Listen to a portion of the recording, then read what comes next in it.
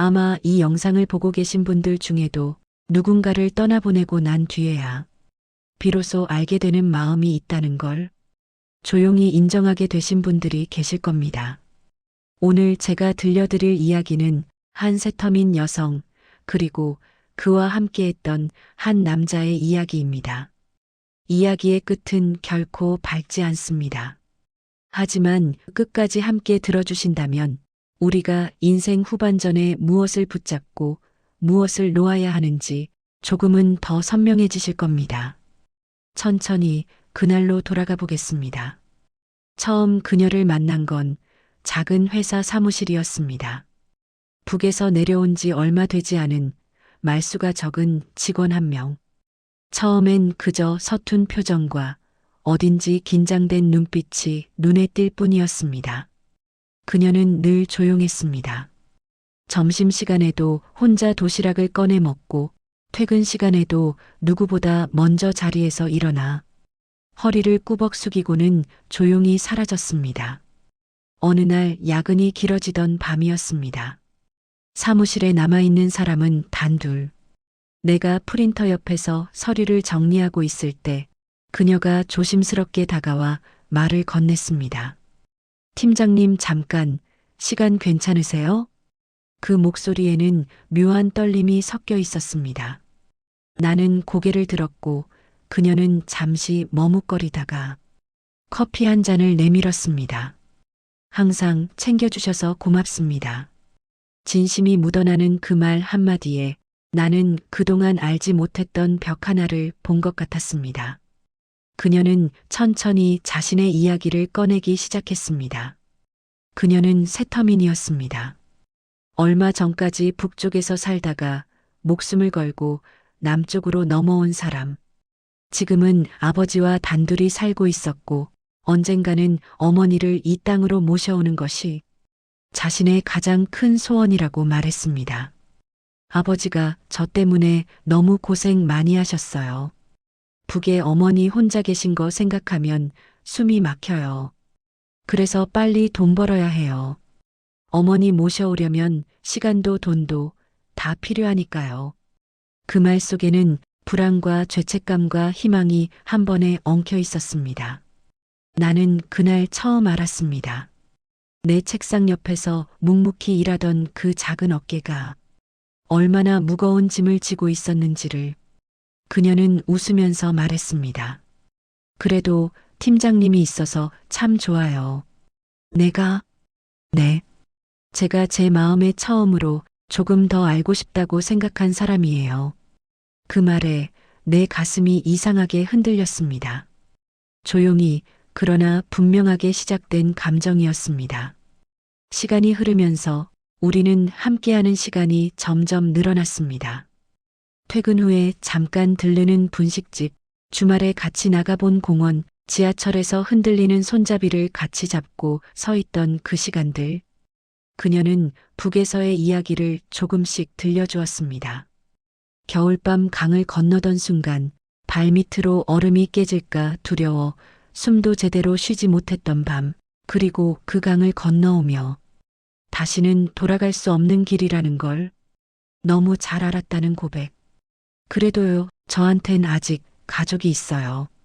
어머니, 아버지. 그 두 분이 계시니까 전 버틸 수 있는 것 같아요. 그녀의 눈가가 살짝 젖어 있었습니다. 나는 그 눈을 피하지 않고 바라봤습니다. 그리고 어느 순간부터인지 그녀가 웃으면 나도 따라 웃고 그녀가 울컥하면 내 가슴도 함께 저려왔습니다. 우리는 연인이 되었습니다. 연인이 되고 나서야 나는 비로소 그녀의 집에 처음 발을 들여놓게 되었습니다. 작은 빌라의 한 칸, 낡은 장판 위에 놓인 오래된 소파, 좁지만 정성스럽게 정리된 부엌. 그곳에는 아버지가 계셨습니다. 말수가 적고 표정도 무뚝뚝했지만 그 눈빛만큼은 누구보다 따뜻했습니다.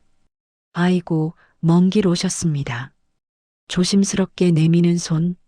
나는 그 손을 잡으며 묵직한 온기를 느꼈습니다. 그날 저녁 소박한 밥상이 차려졌습니다. 김치, 계란말이, 그리고 싸구려 고기 몇 점. 하지만 그 안에는 이 가족이 품고 있는 모든 정성이 담겨 있는 듯 했습니다. 식사를 마치고 아버지는 조용히 한숨을 내쉬며 말했습니다. 우리 집 애가 고생을 좀 했습니다. 부탁 좀 드리겠습니다. 그 한마디에 나는 말로 표현하기 어려운 책임감을 느꼈습니다. 그렇게 우리는 서로의 삶 속에 깊이 스며들어갔습니다. 그러던 어느 날 그녀가 조용히 말을 꺼냈습니다. 팀장님, 이번에 어머니가 남쪽에 오시기로 하셨어요. 그녀의 눈은 반짝이고 있었습니다. 정말? 드디어? 네. 이제 새 식구 같이 살 수 있을지도 몰라요. 아버지도 너무 좋아하세요. 그녀는 어머니 이야기를 할 때마다 아이처럼 표정이 밝아졌습니다. 하지만 남쪽에 온 어머니는 생각보다 많이 쇠약해져 있었습니다. 살이 많이 빠져 있었고 얼굴에는 깊은 주름이 패여 있었습니다. 고생 많았지. 아버지의 그 한마디에 어머니의 눈에서 눈물이 뚝 떨어졌습니다. 그녀는 그 옆에서 손수건을 꼭 쥐고 있었습니다. 어머니가 한국에 온 지 얼마 지나지 않아 그녀는 어머니의 손을 잡고 병원을 찾았습니다. 멀리서 오셨으니까 건강검진부터 한번 받으셔야죠. 이건 그녀가 늘 꿈꾸던 장면이었습니다. 이제는 마음 놓고 병원 다니세요. 이제는 약도 치료도 다 받을 수 있어요. 하지만 병원에서 그녀가 듣게 된 말은 전혀 다른 것이었습니다. 검사가 끝나고 의사는 조용한 목소리로 말했습니다. 딸님, 어머니보다 먼저 따님 이야기를 좀 해야 할 것 같습니다. 그녀는 어리둥절한 표정으로 물었습니다. 제가요? 네.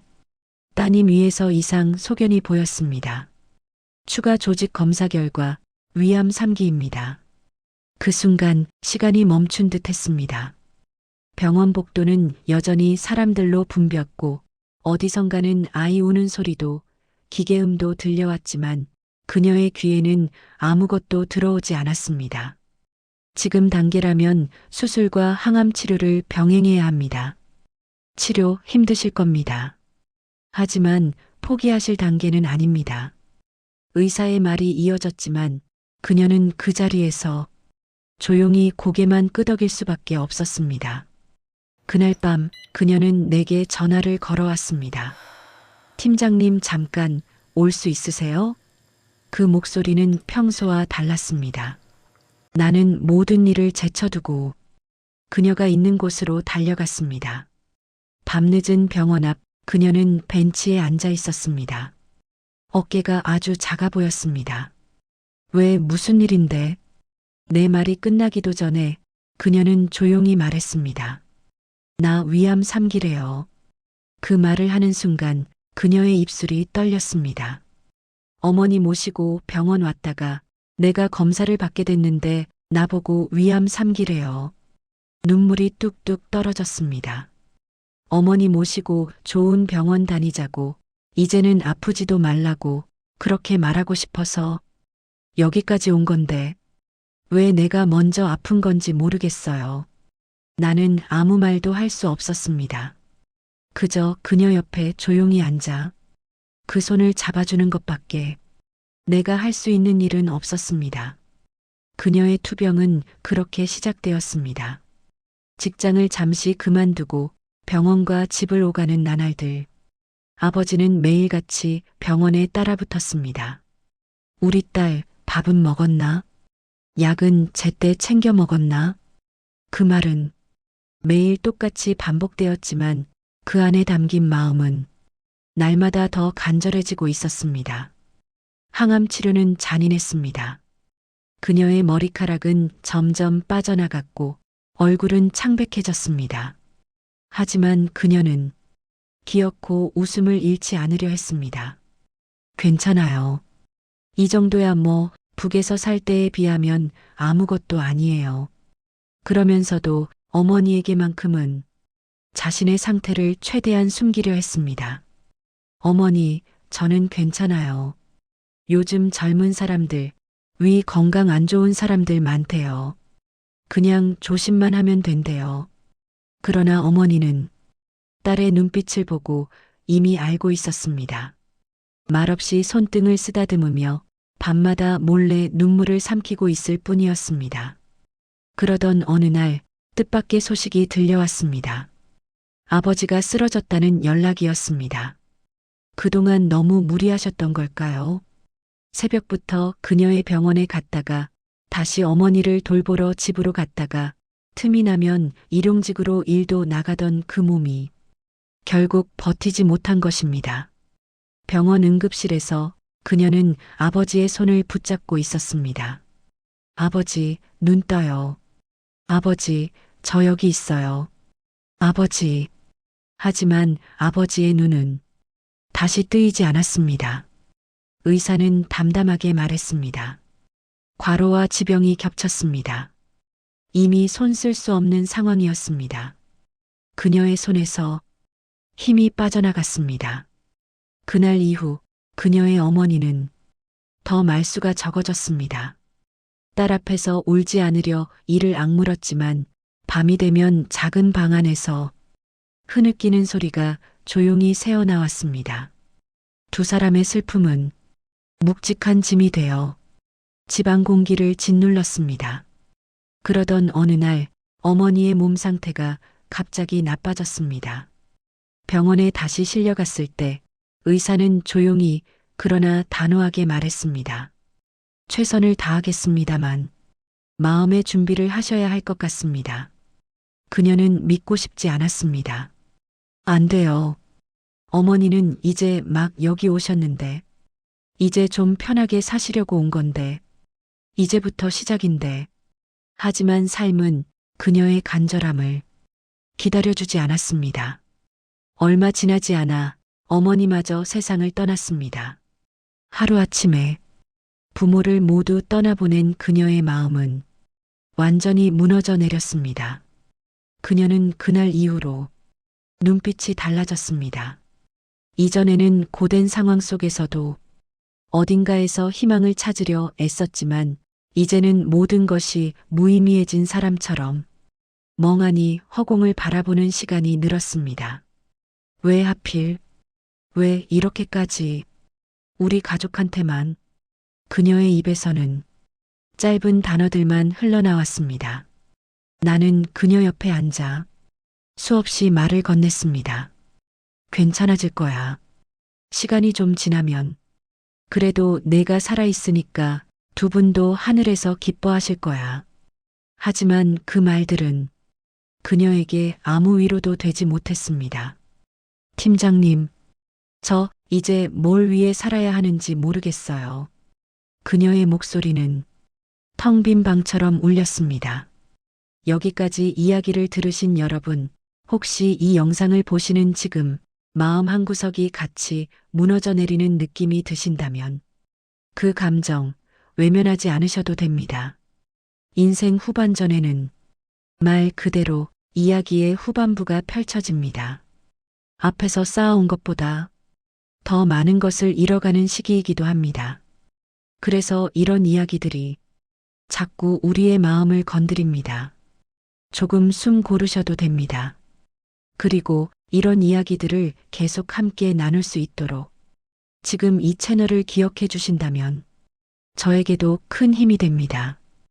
혹시 지금까지의 이야기가 조금이라도 마음에 와 닿으셨다면 이 영상에 좋아요 한번 눌러주시고 앞으로도 인생 후반전의 다양한 이야기들을 함께 듣고 싶으시다면 구독 버튼도 한번 눌러주시면 더 많은 이야기로 찾아뵙겠습니다. 이제 이야기의 마지막으로 조금 더 걸어가 보겠습니다. 시간이 조금 흐르면서 그녀의 몸 상태도 서서히 변해갔습니다. 치료를 계속 이어갔지만 몸은 예전 같지 않았습니다. 웃음도 점점 줄어들었고 잠을 이루지 못하는 날들이 많아졌습니다. 어느 날 밤 나는 그녀에게 말했습니다. 같이 다시 시작해보자. 우리 둘이서라도 천천히 다시 살아보자. 그녀는 한참 동안 아무 말이 없었습니다. 그리고 조용히 고개를 저었습니다. 팀장님, 전 더 이상 누군가의 짐이 되고 싶지 않아요. 그게 무슨 말이야? 넌 짐이 아니야. 아니에요. 저 때문에 아버지도 어머니도 마음 편히 못 가신 것 같아요. 남쪽에 와서 이제 좀 쉬시라고 모셔왔는데 결국 이게 뭔가 싶어요. 그녀의 눈에는 절망이 깊게 드리워져 있었습니다. 팀장님까지 저 때문에 무너지는 건 보고 싶지 않아요. 나는 말했습니다. 나는 괜찮아. 너와 같이 있을 수만 있다면. 하지만 그녀는 부드럽지만 단호하게 말렸습니다. 팀장님은 정상적인 삶을 사셔야 해요. 정상적인 가족, 정상적인 일상, 그런 걸 누리셔야 해요. 저는 이미 너무 멀리 와버렸어요. 돌아갈 수 없는 데까지요. 그리고 그날이 찾아왔습니다. 그녀가 떠난 날, 그날 밤 나는 혼자 남겨졌습니다. 핸드폰에는 그녀가 마지막으로 남긴 짧은 메시지가 하나 남아 있었습니다. 지금까지 제 곁에 있어줘서 고마웠어요. 팀장님 덕분에. 그래도 잠깐은 행복했어요. 그 말은 어떤 약속도 어떤 미래도 남겨두지 않은 채 거기서 끊어져 있었습니다. 나는 어떻게든 그녀를 찾아보려 했지만 그녀는 이미 내가 닿을 수 없는 곳으로 떠난 뒤였습니다. 그날 밤 나는 그녀가 살던 집으로 찾아갔습니다. 문은 굳게 닫혀 있었고 방 안은 이미 비워진 뒤였습니다. 하지만 딱 한 군데 어머니가 생전에 쓰시던 작은 방만은 그대로 남아 있었습니다. 나는 조심스레 그 방 문을 열었습니다. 낡은 이불, 작은 서랍장, 그리고 벽에 걸려 있던 허름한 외투 하나, 모든 것이 그대로였습니다. 그 방 안에는 아버지의 한숨과 어머니의 눈물과 그녀의 웃음이 섞여 남아있는 듯 했습니다. 나는 그 방 한가운데에 서서 한참 동안 움직이지 못했습니다. 손을 뻗으면 금방이라도 그녀가 돌아와 팀장님, 여기 계셨어요? 하고 웃으며 말할 것 같았습니다. 하지만 아무도 돌아오지 않았습니다. 그제야 나는 깨달았습니다. 나는 그녀를 붙잡을 힘이 처음부터 없었는지도 모른다는 것을. 그녀가 떠나려 할 때 난 그저 말로만 가지 말라고 있었을 뿐 그녀가 짊어지고 있는 그 무거운 삶의 짐을 함께 나눌 각오가 정말로 되어 있었는지 스스로에게 물어보면 선뜻 대답할 수가 없었습니다. 그녀는 이미 부모를 모두 잃었고 자신의 몸마저 망가져가는 것을 고스란히 바라봐야 했습니다. 그 절망의 끝에서 그녀가 마지막으로 붙잡고 싶었던 것은 어쩌면 누군가의 사랑이 아니라 짐이 되고 싶지 않다는 마지막 자존심이었는지도 모릅니다. 나는 그 방 안에서 오래도록 앉아 있었습니다. 어머니가 쓰시던 작은 베개 위에 가만히 손을 올려두고 천천히 눈을 감았습니다. 그녀와 함께 웃던 날들, 눈물 흘리던 밤, 병원 복도에서 떨리던 손, 아버지의 낮은 목소리, 어머니의 굳은 손등, 그 모든 장면이 한꺼번에 밀려왔습니다. 내가 조금만 더 강했더라면, 조금만 더 버틸 수 있었더라면, 수많은 가정법이 머릿속을 맴돌았지만 이미 지나가 버린 시간은 다시 돌아오지 않았습니다. 이제 그녀는 이 세상 어디에도 없습니다. 하지만 이야기를 듣고 계신 여러분 아마 느끼고 계실 겁니다. 우리가 나이가 들수록 인생 후반전의 무게는 점점 더 무거워집니다. 떠나보낸 사람들의 얼굴이 하나둘 늘어나고 내 몸도 예전 같지 않고 마음의 체력도 떨어집니다. 그래서 어떤 날은 그냥 모든 걸 놓아버리고 싶은 날도 찾아옵니다. 그러나 이야기를 전하는 저는, 그리고 이 이야기를 들어주고 계신 여러분은 지금 여기 여전히 살아 있습니다. 우리는 누군가를 위해 너무 무거운 짐이 되지 않으려고 애쓰면서도 동시에 누군가의 짐을 함께 들어줄 용기를 또 한 번 내야 하는 시기에 살고 있습니다. 그녀를 떠나보내고 난 뒤 나는 그 방을 마지막으로 한 번 더 찾았습니다. 햇빛이 약하게 들어오는 오후 작은 창문 앞에 서서 나는 조용히 속삭였습니다. 내가 짊어졌던 것들을 나는 끝까지 함께 들어주지 못했다. 하지만 내가 살았던 이 시간들을 누군가는 기억하고 있어야 할 것 같아서 이렇게 이야기를 남긴다. 그 말이 어디로 닿을지는 알 수 없지만 어쩌면 인생 후반전을 살아가는 누군가의 가슴에는 분명히 닿을 것이라 믿고 싶었습니다. 오늘 이야기는 여기까지입니다. 이 이야기가 당신의 마음 어딘가를 건드렸다면 그건 아마도 우리 모두가 누구의 딸이었고 누구의 아들이었고 누구의 연인이었고 그리고 언젠가는 누군가의 기억 속에 남게 될 사람들이기 때문일 겁니다. 당신 곁에 아직 남아있는 사람들에게 오늘 하루 짧은 안부라도 한번 전해보시면 어떨까요? 지금까지 인생 후반전 이야기 극장이었습니다.